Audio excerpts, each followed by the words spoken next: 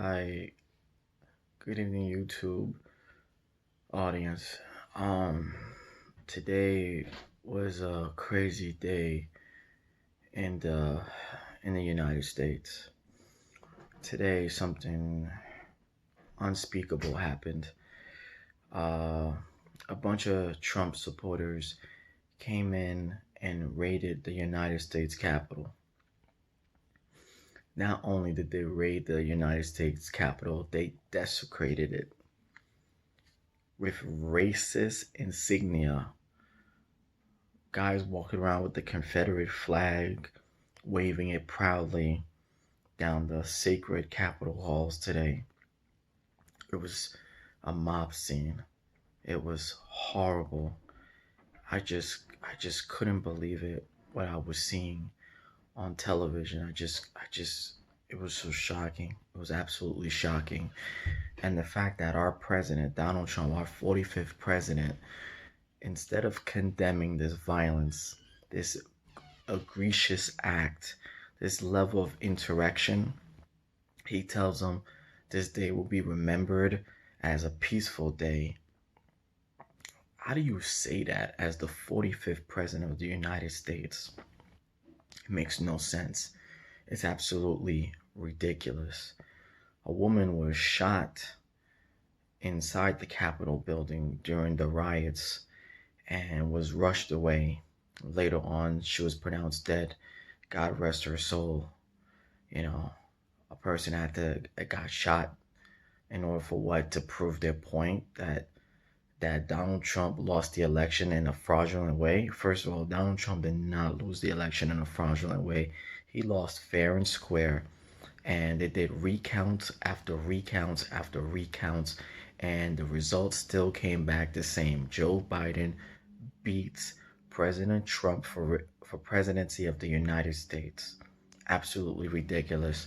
And instead of embracing and celebrating what happened in the state of Georgia, where two senators running for the ticket against the established Republican ticket against Purdue and Lafa, they went in and defeated both of them, and it was spectacular. First of all, Georgia elected its first black senator, Reverend from the Ebenezer Church where Martin Luther King preached back in the early 50s into the 60s.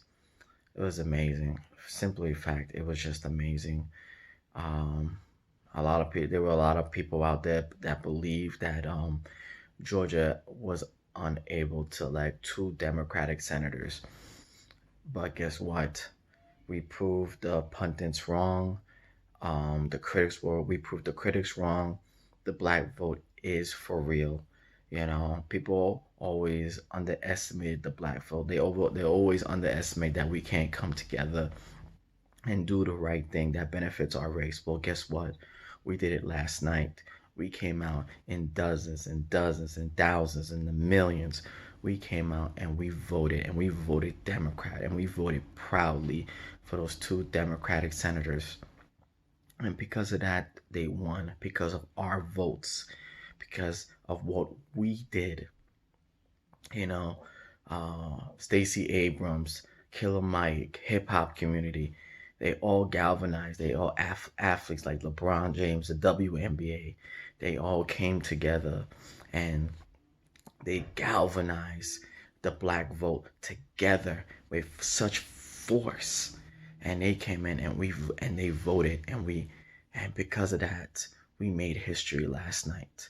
And guess what?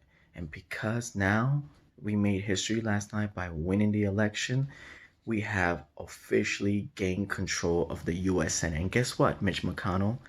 Guess what? Remember what you did when you forced the Supreme Court nominee down our throats on national TV? Guess what? Come January 20th, you're fired. You're no longer the majority leader. You've been majority leader since 2015. 6 years later, you're gone.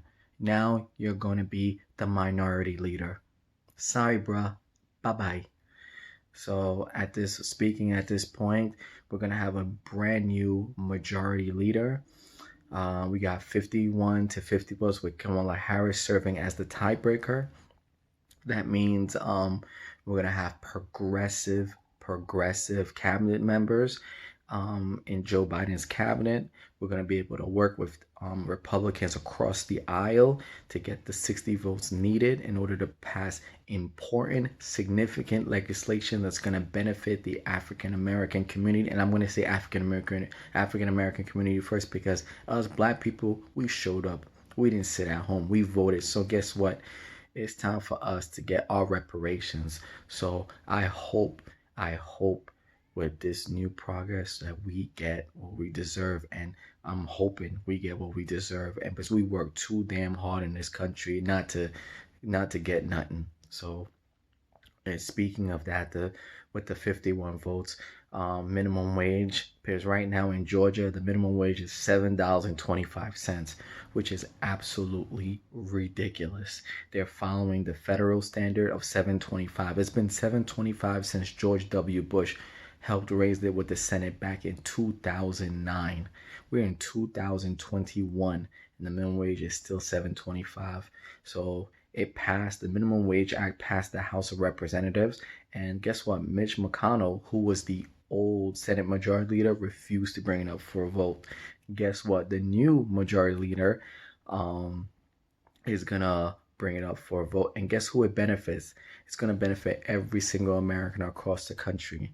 Everybody's gonna be able to have access to $15 and it's gonna be indexed to the rate of inflation. So guess what? We're winning on that point. And immigration, it needs to be done. Immigration needs to be done. When Barack Obama was elected in 2008, in 2009, we did not get immigration done. And because of that, when we lost the House, we weren't able to debate immigration. Immigration's been going on way too long, and this upcoming administration needs to do it. It needs to do it. It has to be done. And there's so many things that us Black people we need and we desperately need.